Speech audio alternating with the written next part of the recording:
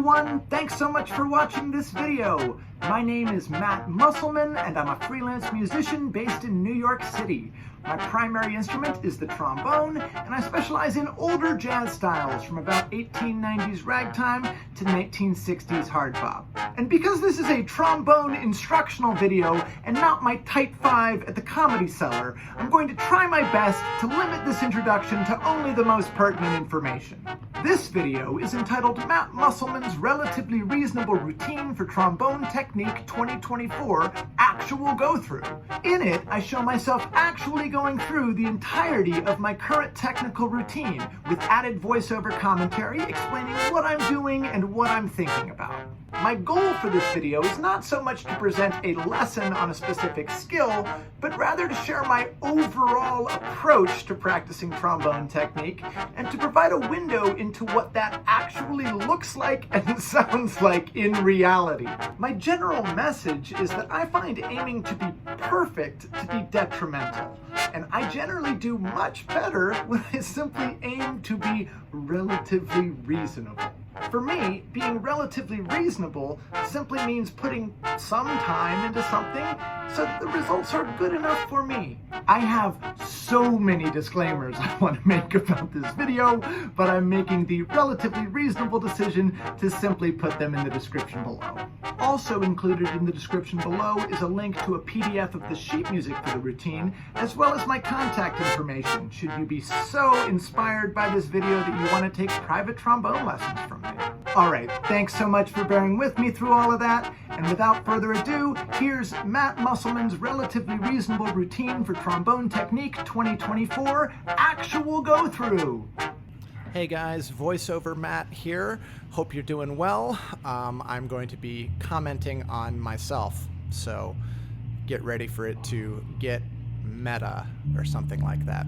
Anyway, here I am doing my quote-unquote stretching, which is the first thing I do when I sit down to start practicing.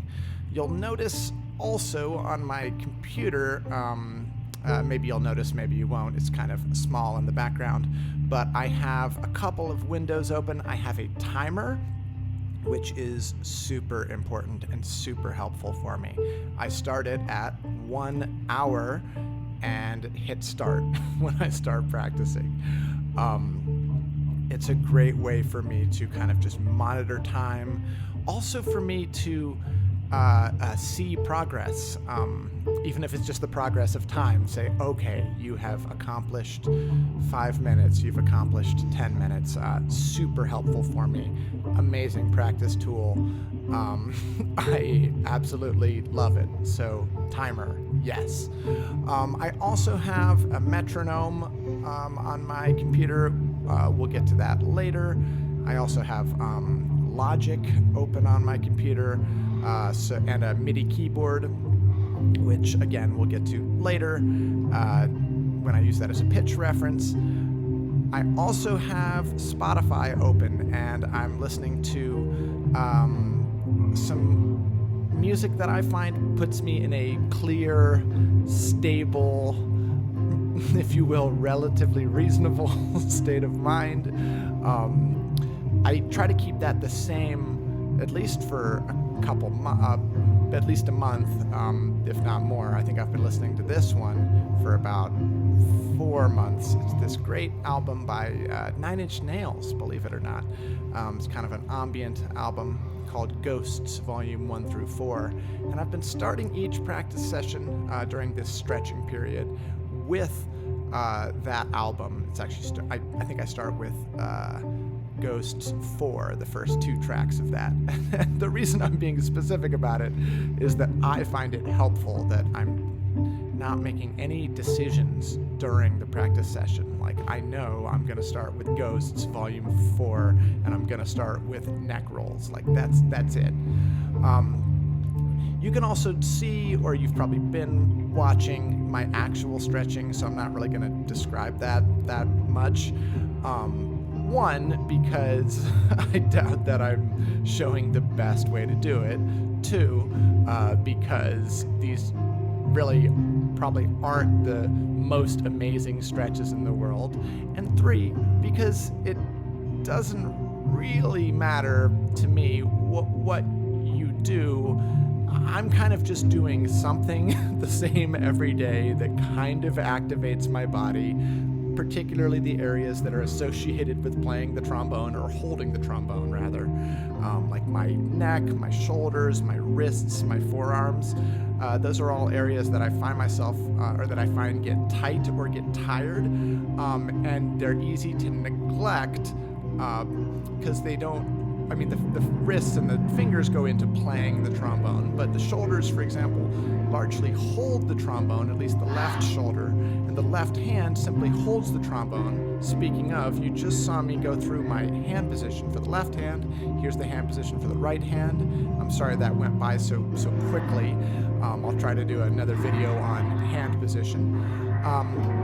This is another thing I've been doing that is just blowing air through the instrument while trying to play something difficult, even if you're just making it up, that involves all 7 positions and rapidly shifting through them, just to get myself ready to play something challenging physically in terms of the arm movement, how when you move the arm, because you do need to use the arm for like large slide changes. I know there's a lot in the wrist, but the arm's involved. So when you do that, it also can change the horn angle, which is important just to touch on. What I just did here is quickly lubricate my slide. That's something that's easy for me to obsess about, so doing it during this first 5 minutes is great. You can see in the sheet music kind of how I divide my time during this, but this first chunk, just called stretching, it's 5 minutes. I make sure I check that on the timer, and then once that's done, it's done, and we move on. All right, and moving on, or speaking of moving on, I had a great transition for that in my mind, but it didn't pan out. We're moving on now to breathing. And again, I don't know how helpful these actual exercises are, but they wake my body up and they at least activate the anatomy that's associated with breathing. This first thing I do is I'm gonna say that it's a purge. I think David Blaine. I can't believe I'm talking about David Blaine, but he mentions the magician guy, right? He mentions something about getting rid of all the oxygen in your body, and then like letting it come back in. He uses it for some massive breath control, like a how long you can hold your breath thing. I just do it to like, and his actual purge thing I think is different. Mine is just, I just blow all the air that I can out of my body until it's somewhat uncomfortable, wait for a couple seconds, then let the air come back in naturally. Again, I can make a separate video on that, but that's what's going on. That one helps with the natural inhale and also with the abdominal muscles associated with like actual blowing. This is the opposite that I'm doing right now, which is the complete inhale, where you just inhale as much as you can with your arms up, then you kind of put your arms down and hold it, and you can really feel that expanded rib cage, that expanded body.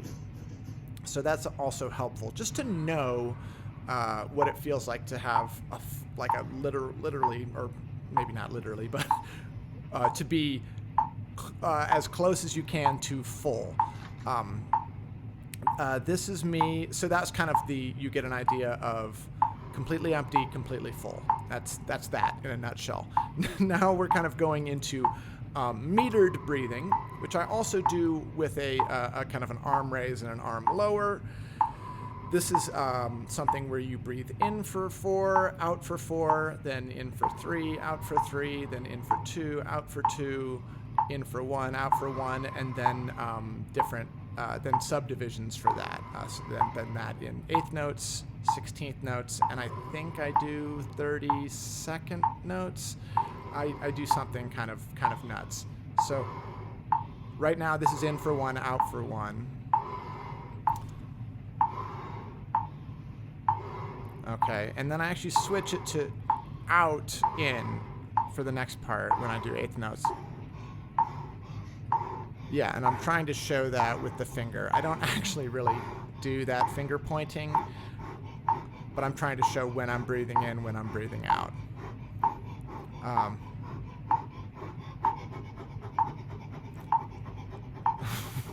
Right. And this looks ridiculous, and I'm falling behind the tempo. But, you know, that's all right. This is kind of just to activate. Now I'm transitioning to blowing out for 6 and inhaling for 2, because that's going to be the pattern for our next exercise. And really, again, I don't know if it's so much about these specific exercises. I do these specific exercises every day, but really it's just more to have a fixed thing that I do. I can use a better word than thing, a fixed routine that I do every day. So I don't need to think about that. So now I think I checked the timer and I have a little bit of extra, or I saw I had a little bit of extra time. And I decided to start kind of actually flapping my lips, trying to connect the air to my lips, right? That's kind of the point, the logical progression here is stretching gets my body generally ready, breathing gets my kind of airflow apparatus ready, and then the next section, free buzzing, is going to add my my lips to that equation. We're going to connect air to lips. So this is me kind of finishing the end of the breathing section by just sort of prepping, getting that, prepping for the next section, prepping for the buzzing section, kind of making sure that in my mind it should be that same feeling of blowing a continuous stream of air when I'm buzzing. All right, so here we are in the buzzing section, or the free buzzing section, so it's just with my lips. I start very low with like a double pedal B flat, and I do octaves. We'll listen for a second.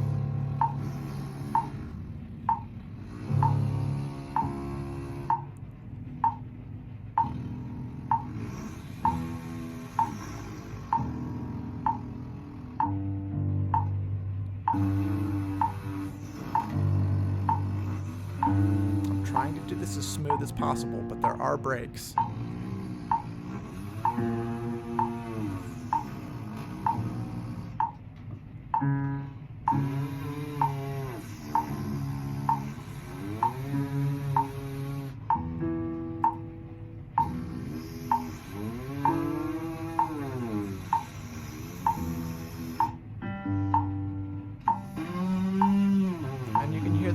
Don't speak right away. That's okay. I'd like them to speak right away, but I'm not going to worry about it. And now I always have a break coming up here, or just around here.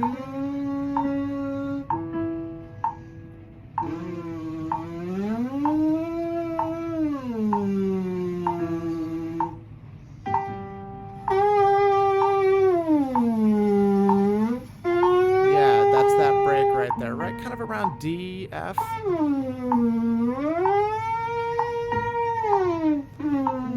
you can hear it again there. That's part of the reason why we practice this.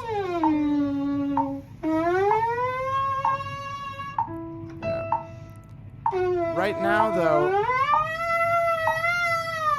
I'm not really dwelling on that. I'm just kind of trying to get all the registers touched on, right? Just touch on all the registers.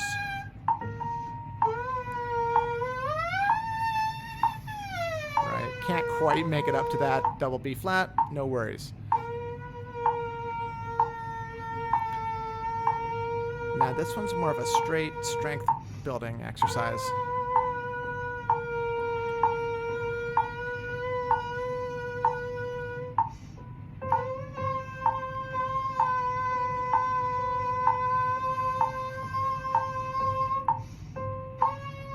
Could be doing this a little softer. I should be doing this a little softer, but you kind of work with what you have for the day.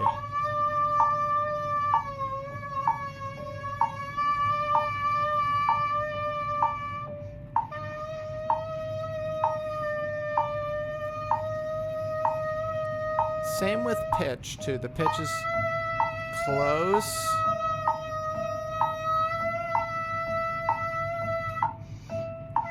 But not perfect, definitely. And I find a lot of that has to do with like how strong you're feeling, right? So I don't try to force myself in tune. I just try the best I can. And then this section varies, right? Those other two sections I do the same every day. This part is kind of, I give myself some choice to experiment in this register.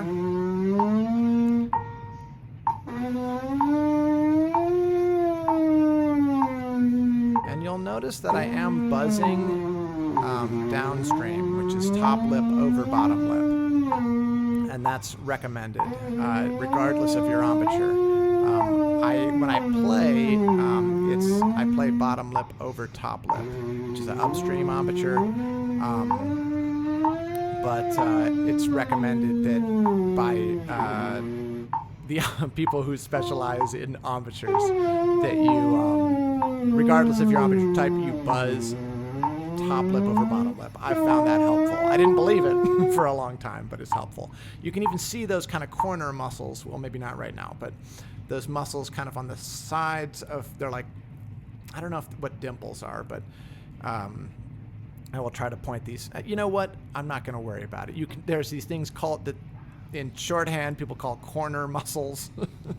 And that kind of downstream buzzing is helpful for that, especially in the high range. I will provide a link to people who know more about that than I do and might have issue with the way that I just did it. But, you know, I'm trying my best here. Okay. So here's the next section. Now this one, I get a reference tone. I'm not worried about how it sounds, what the tone is. Now I'm going to buzz.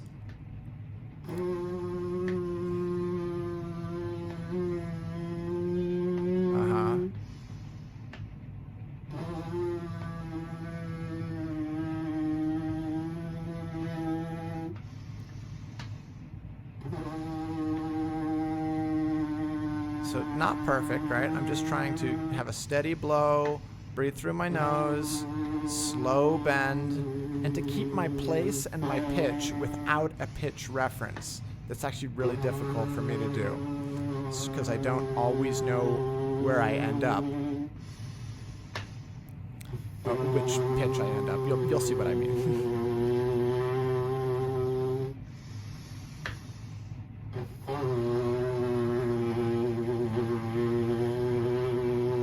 See, this is kind of rough today.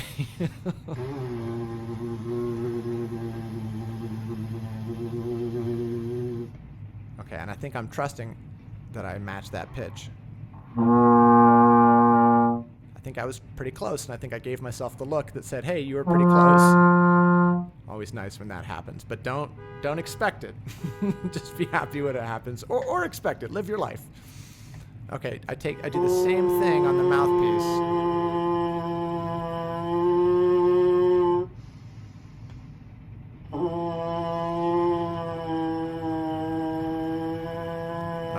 Bend real slow. I could be making that slower and smoother.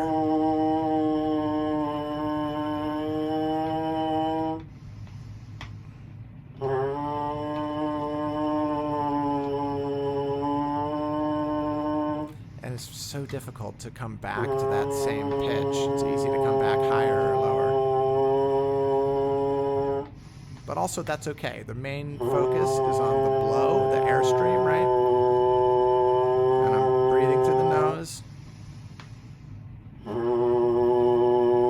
And I'm also subdividing. I actually tap on my thigh. You might be able to hear that. The subdivision I do is 1 and 2 E and a 1 E, 1 and 2 E and a 1 and 2 E and a. I don't know if I can match it up as I do it here, so I'm not going to try, but 1 and 2 E and a. And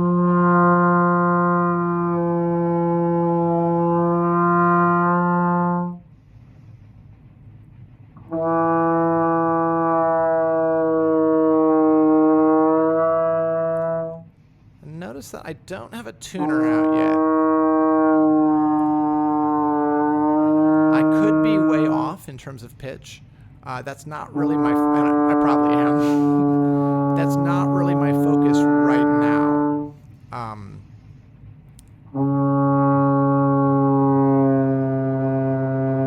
just trying to find where that note approximately lands or sits or sounds the best,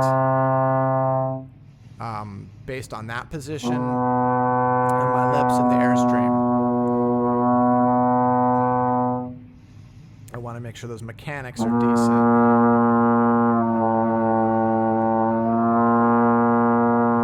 Soon I'll match it. I'll actually work on pitch. I'll bring out the tuner. You also want to notice that you'll see this throughout, is that I puff my cheeks more than is ideal. But my thing with puffing my cheeks out a little bit is that I do better when I don't address it head on.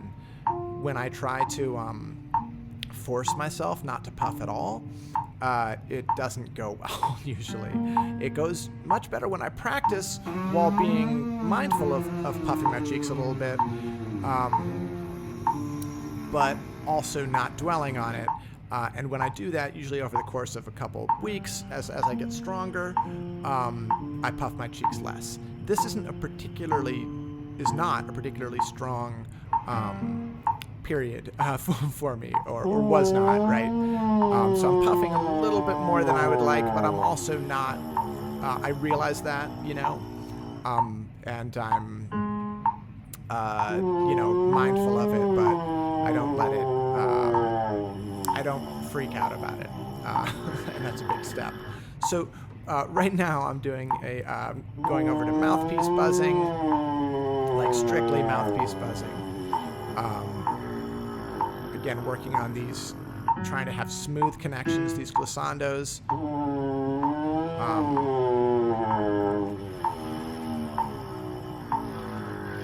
And I'm using various amounts of pitch reference. Like right now, I think I'm not using any. Right, I just tried to do that one. And now I check.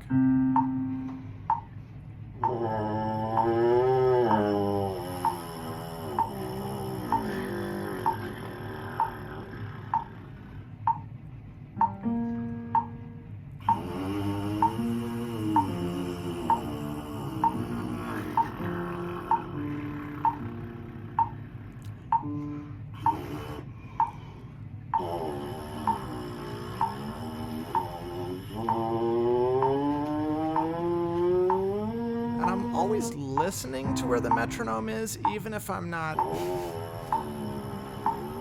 matching up with it. I kind of play around with how much to play in time and how much to bend, because the gliss between notes is also super important. Ideally, I should be glissing and arriving to each note exactly on the beat. But this is, these technical routines doesn't always work out that way. That's the goal.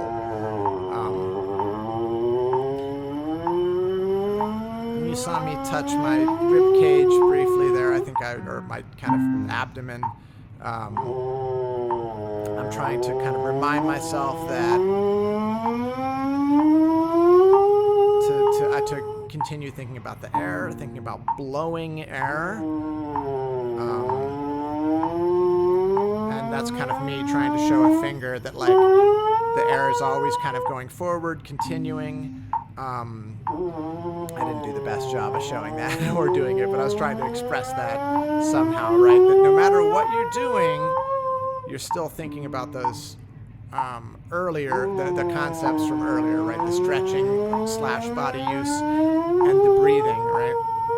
I don't really know what this hand signal is. Oh, that hand signal was supposed to represent the gliss that I'm trying to kind of. I'm trying to slowly glissando up to each one, because if it's a glissando, theoretically you're blowing through the entire thing.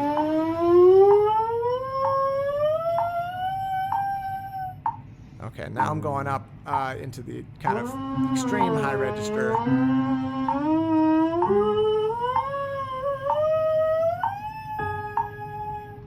And when I do this, I haven't quite built up the strength yet to not smile a little bit.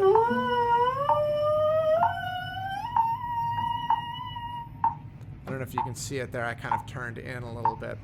But I do smile a little bit, but that's a double B flat, man. So I'm you know, I want to try to avoid, because yeah, the general rules are don't puff, don't smile for embouchure, right? But I'm okay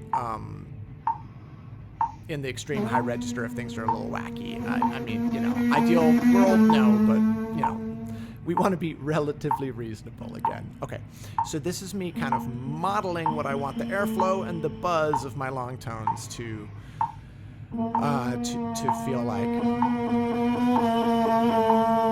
now something I've started doing with these is adding these crescendos to them.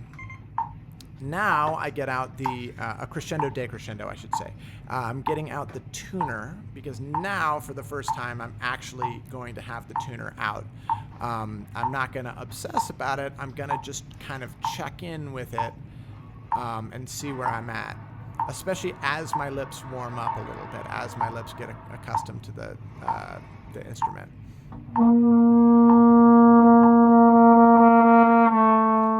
And I think I actually shifted this over 1/16th note from where it is on the sheet music, which is something I do sometimes.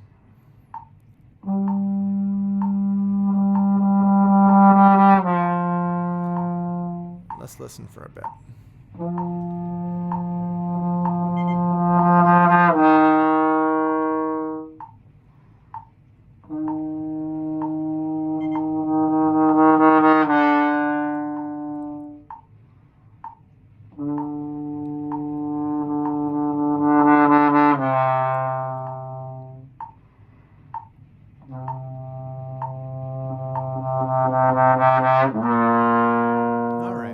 Some of these are they're not ideal.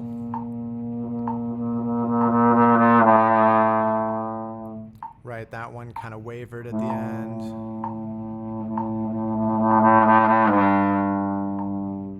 That one went flat at the end.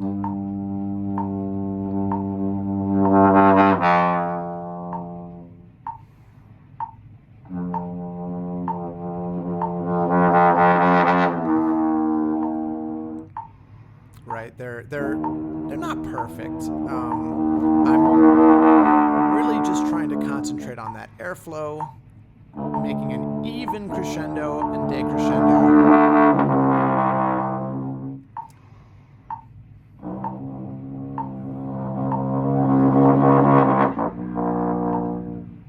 Right, and I actually take these all the way down. I've found that to be helpful. And sometimes they cut out, right? Sometimes notes cut out. I think they cut out here.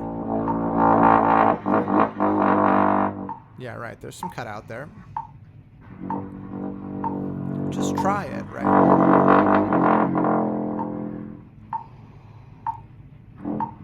I also like practicing these because the expectation is less, right? It's like, oh, this is an extreme low register. Obviously, it's going to be difficult.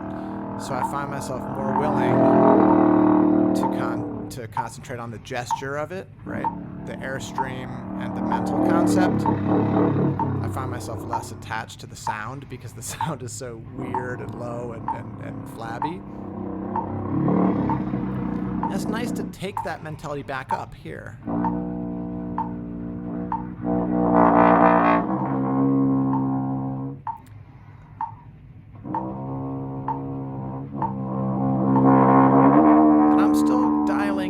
How much I should be crescendoing.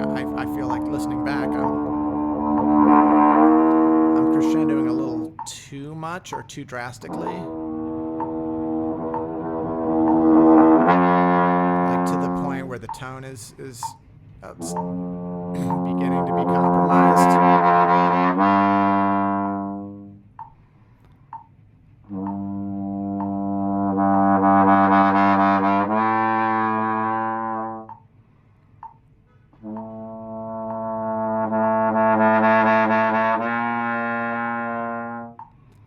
it's nice too because over the course of this exercise, I find that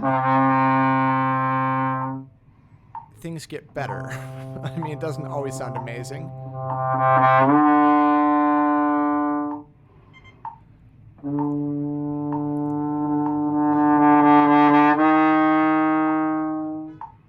But I generally get more in-tune chimes from the metronome. It makes that little beep when I'm in tune. And I adjust slightly. You saw me adjust on that F. I didn't quite get my beep on that one.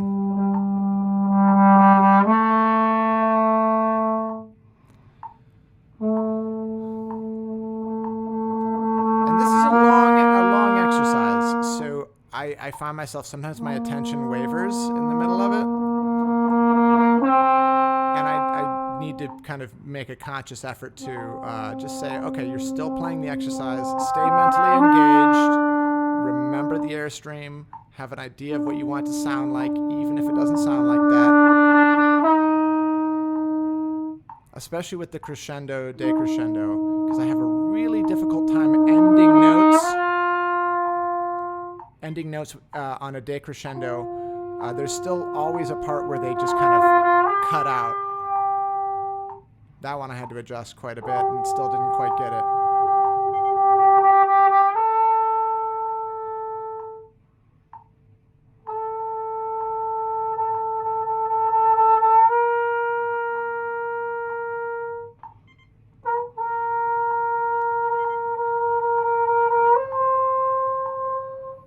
Really difficult up in this register.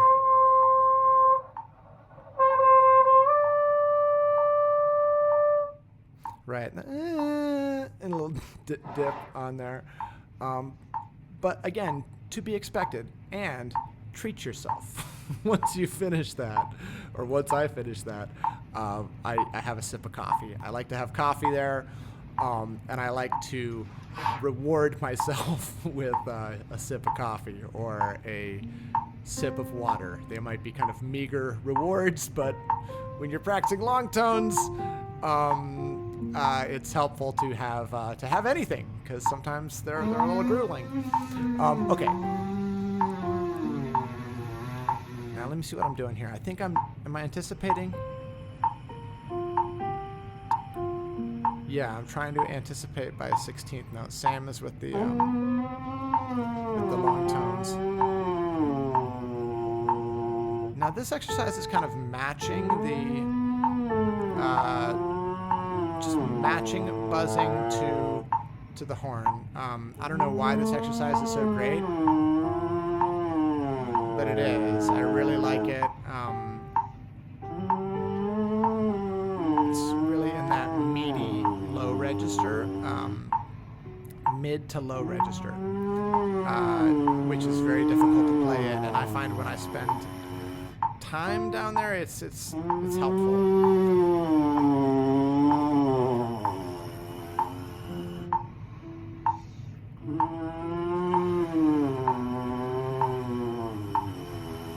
Yeah, I'm experimenting with how much to gliss again.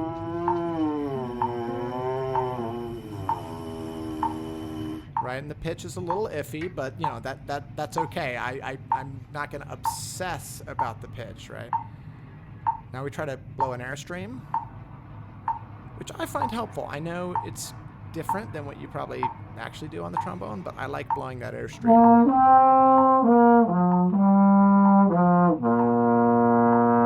Right, and the tone usually starts out a little brittle.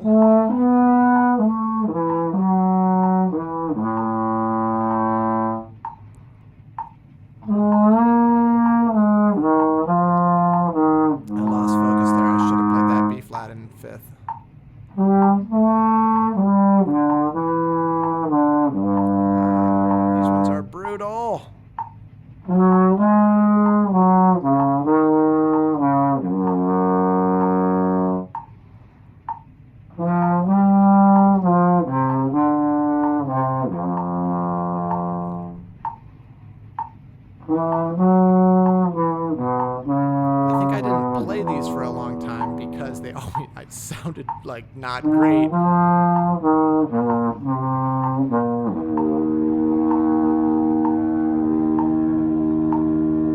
was hoping to get that E flat in tune. Oh, and I did get the beep on it. Right, so done with that. Okay, those are difficult.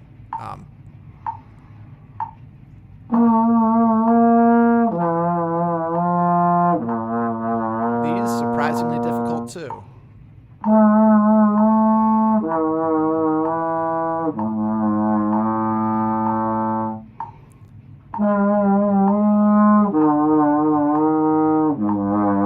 Difficult to get in time even.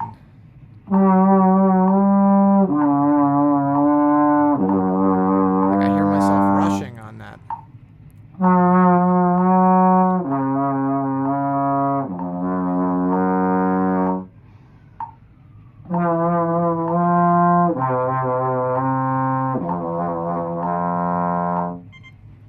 Yeah, that's another one that looks very simple, is very simple, but it's super hard to make it sound good and in tune, in time, with a good sound. Challenging. Oh yeah, here's another treat for myself. I don't know why I like this. I mean, I do play with a wet embouchure, so I do put Vaseline on my lips sometimes because I don't like them feeling chapped.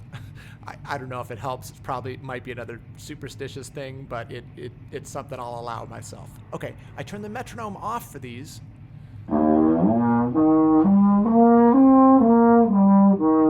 These are also brutal.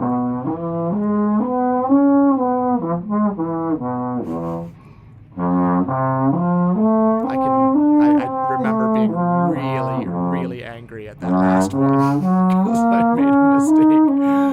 But it's good to remind myself that, it's not that serious.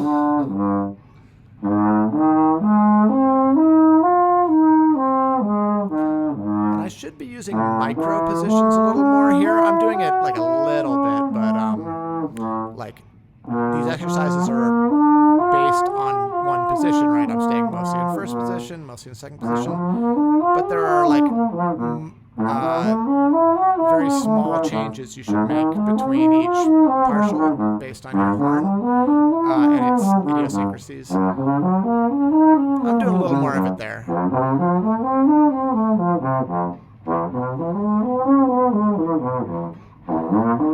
But again, that's a whole other thing. But I found it helpful to play them, right? To play them at their usual tempo, usual slow tempo, and then back down at double time. It's great.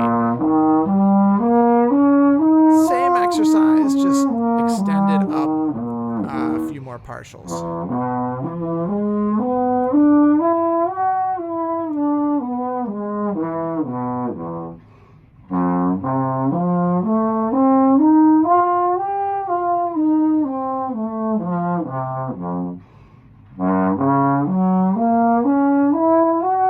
I like the metronome off for these, or just for some exercises, just to practice committing to establishing my own time.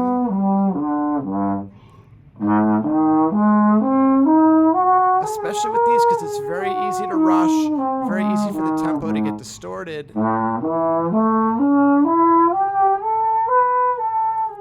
Based on when the notes speak or don't speak. Or just when I'm slightly uncomfortable in a register, I'll often rush just to get through it. It's not a good habit. Okay, I'm using the micro positions a little bit more there. Also note when to breathe. In, out. In, out. In, out. In, out.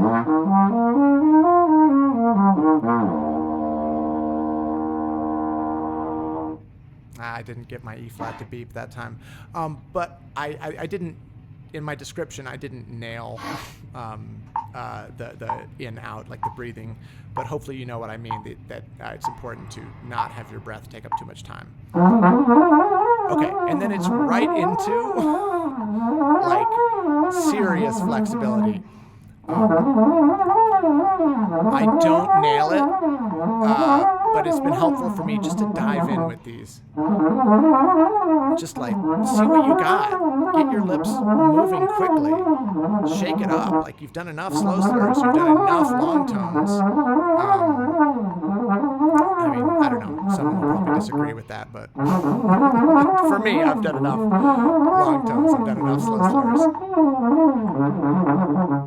And these ones I even tweaked to include trills, because I really struggle with trills, lip trills, any kind of trills, really. That's another one where it's easy to run out of air. Okay. Yeah. More like, I don't know what to call this, turbo flexibility. I think it's important to try some things where you can't, where it's fast enough that your lips don't have time to settle on a note. They actually need to be flexible. I never used to practice flexibility fast like this.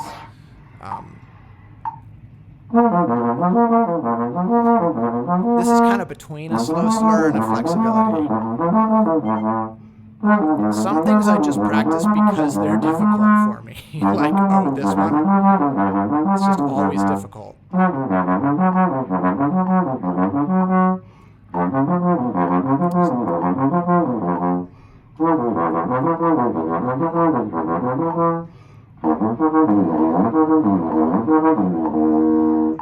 I'm also working on getting those last notes not to cut out like that. Like, I want to be like, you know, have a little, I don't know, decay. Maybe release is the right word, I don't remember. Okay. I would like them to sound better with more finesse. Okay. Now this one is kind of more overtone series stuff, right? Super important on the trombone, just be able to play through those overtone series. Start at a manageable tempo in triplets, go to 16th notes, do it in both directions, right? Like that one's, I guess I'm going to say starting on the low note or starting on the high note. Starting on the low note, starting on the high note, starting on the low note, right? I alternate based on the position. So 16th note triplets.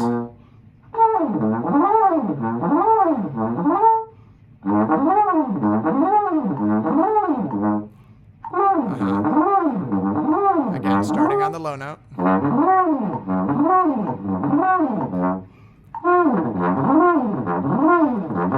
Starting on the high note, starting on the low note. Okay, now these ones shift to just, it's just a straight gliss, right? The mentality shifts.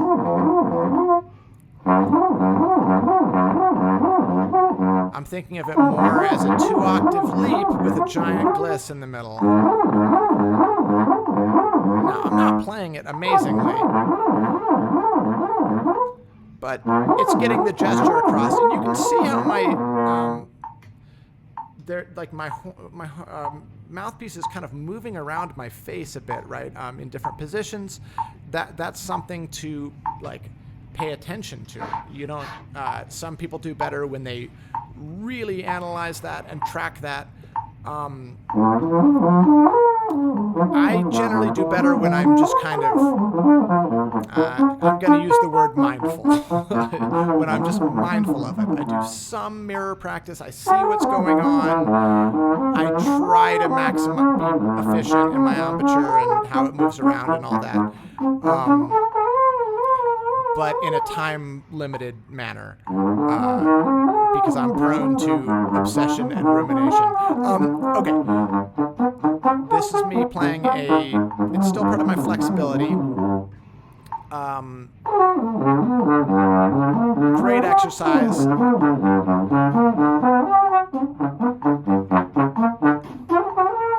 And I added these kind of trillish figures at the end. Again, this is one of those things that it is difficult to do, so I just try to do it as best I can. Right? Right, that didn't speak at all. Oh well.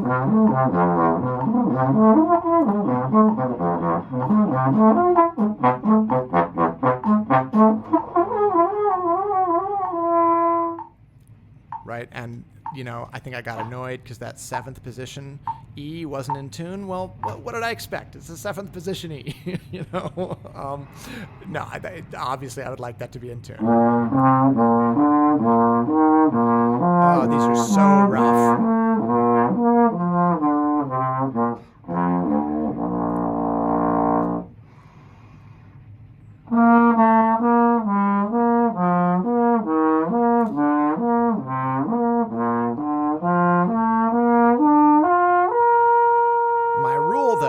To play everything once. Oh, that was a nice ending on. That was a nice release on that. To play everything once, right? Commit to playing it once, no matter how horribly it goes. I think I'm about to break that rule at the end of this. Now these, I kind of mess around with the tempo. There's no metronome.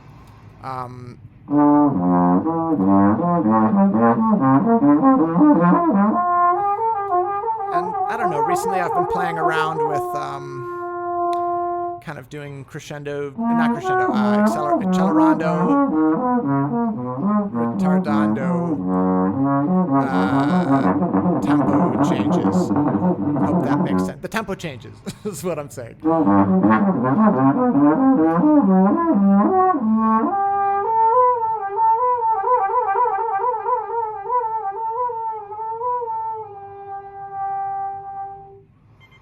Oh, I did get the beep for that. All right.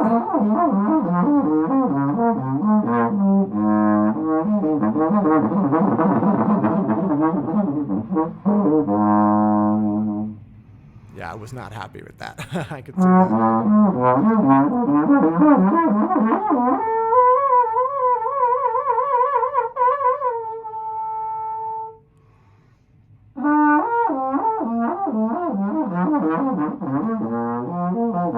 Yeah, like a note cut out in the middle of that. I'm kind of trying to just blow through it. Oh yeah, there it is, there it is. This isn't Mixolydian, buddy. We're talking Ionian scales. I don't know why I'm such a nerd.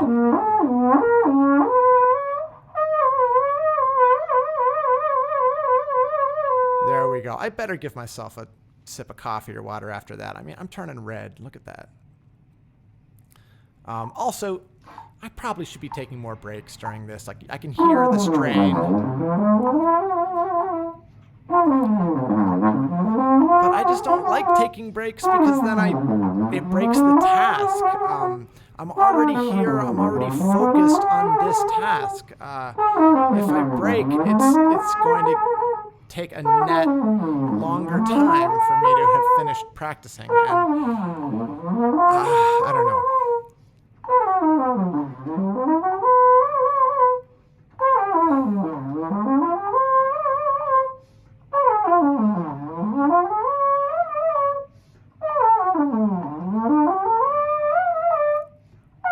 Sorry, I got lost in thought for a moment there about whether I should be taking more breaks. I don't know. We'll see. I might change it. That one's just a good shake it up. Just try something high, try something moving around for all the registers. Okay. Breath attacks. Once for the breath attack. Tongued. Breath attack. I didn't nail that rhythm. Tongued. Breath attack. You get the idea, right? You alternate breath attack and tongued. So I purposely try kind of awkward rhythms here, and I try my best to get them rhythmically accurate, but it's more about mixing up the air pattern. I might take this particular subdivision, this 16th note subdivision, out of the routine. It's too hard to differentiate it.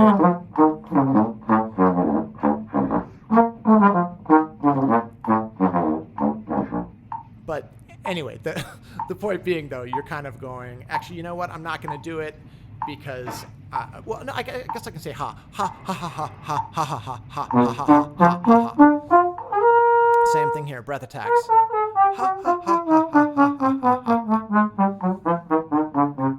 ha. These are really good. Then add tongue. I never used to do these, but they're really helpful to ensure that like you're actually blowing through all of these. You're not relying on the tongue to start the note. They're really hard. A lot of notes cut out, but they're really helpful. Now add the tongue.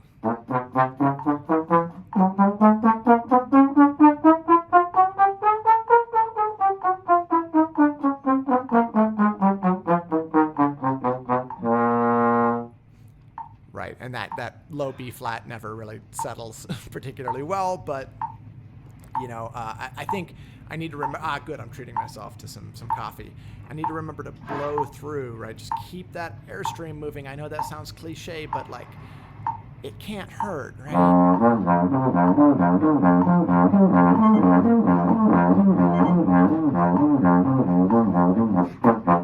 Arban's intervals, super helpful.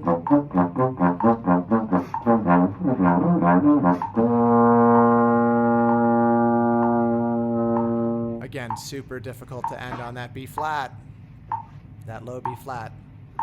Okay, now we invert it.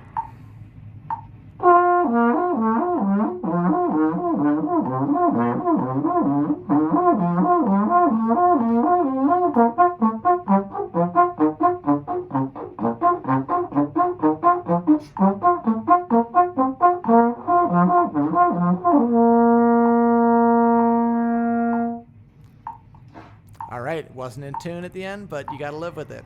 All right, now these guys I like. A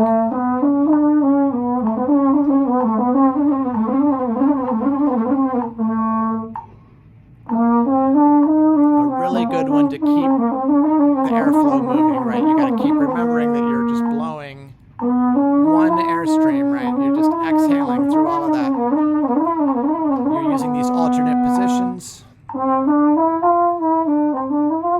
to play a scalar figure over different partials. Really difficult to get in tune.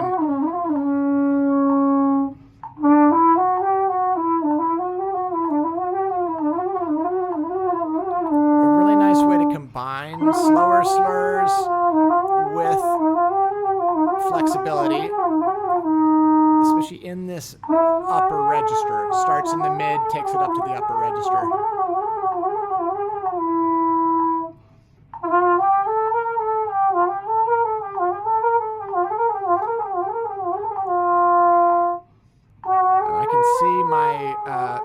Again, talking about this grip thing with the left hand, I can see my thumb and index finger coming off of the mouthpiece and off of the horn a little bit.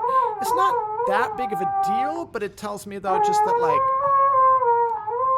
that something's going on there. So like I want to be mindful that I am maintaining my like posture and grip during all of this. That's another thing I'm working on. I really wanted to get that in tune at the end, but I didn't quite get it. But so it goes. All right, and now we're kind of coming down to it. I'm glad I'm giving myself another little coffee break. Well deserved. Definitely should treat yourself, should give yourself some kind of reward, healthy reward, you know, for doing what you need to do. This one, again, surprisingly difficult.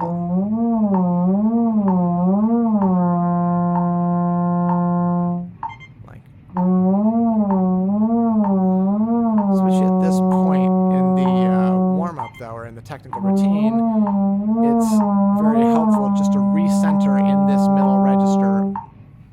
And by recenter, I mean find that good tone quality, find that good airflow, find that good intonation.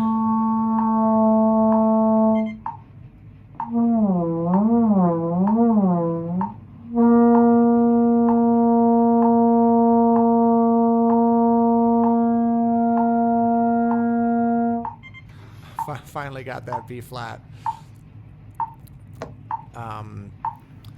And here we go. And now we're going to switch gears to something. So that was like a calming, relaxing one, that glissando one. And now we're going to do something completely the opposite, just to kind of shake it up.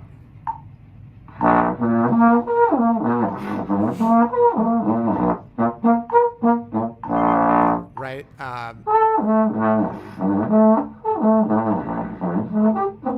I don't know what's going on with my left hand in this. It's all over the place. Okay, now it's a little better.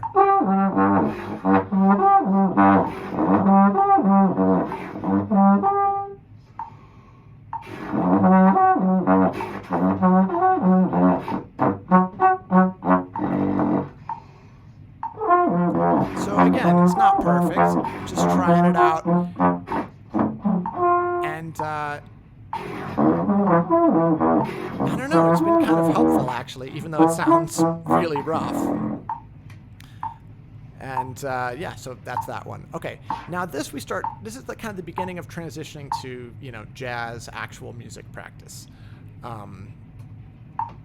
Change the metronome to about 100, and we start doing scales. I'm still playing even eighths.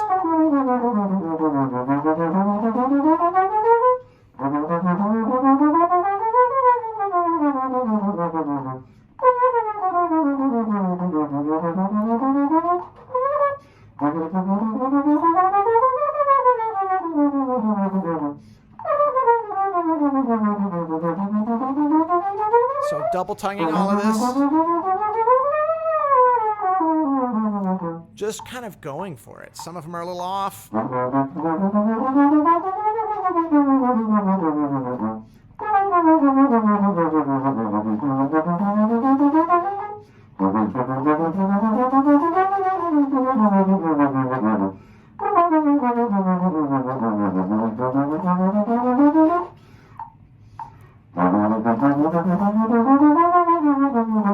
I have positions that are ideal that I'd like to use for this. Sometimes I take a little extra time and really make sure I'm using those alternate positions. Sometimes I just kind of get through it as best I can at the tempo at the tempo. And I try to take it down, I think, either to pedal B flat or pedal A.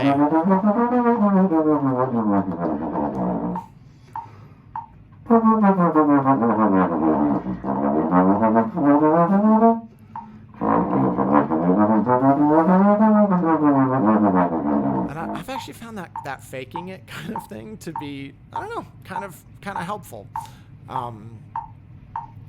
Just to be thinking more about the music.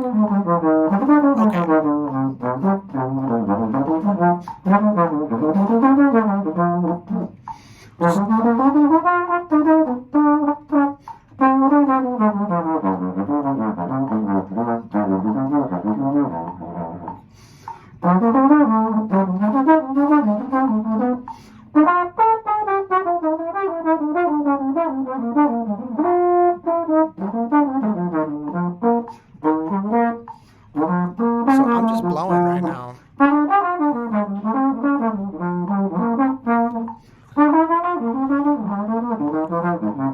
Just trying to match some of that technique to actual improvising.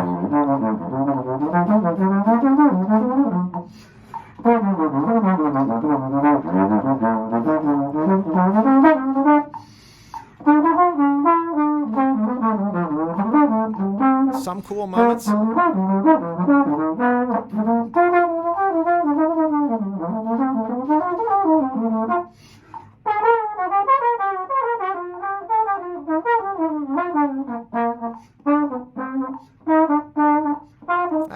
was a little iffy.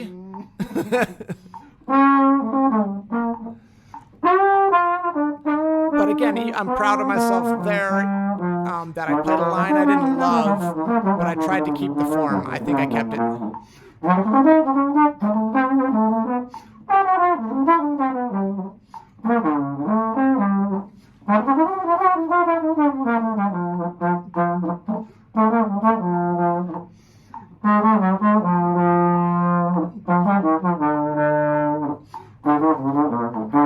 I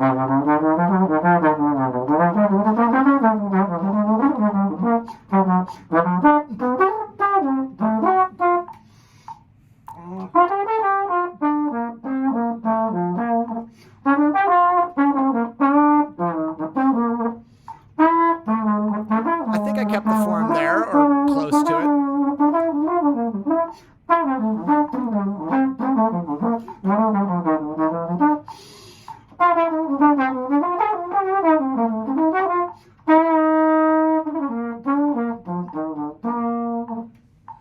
So I kind of just blow for a little bit, right? See how that feels. Okay.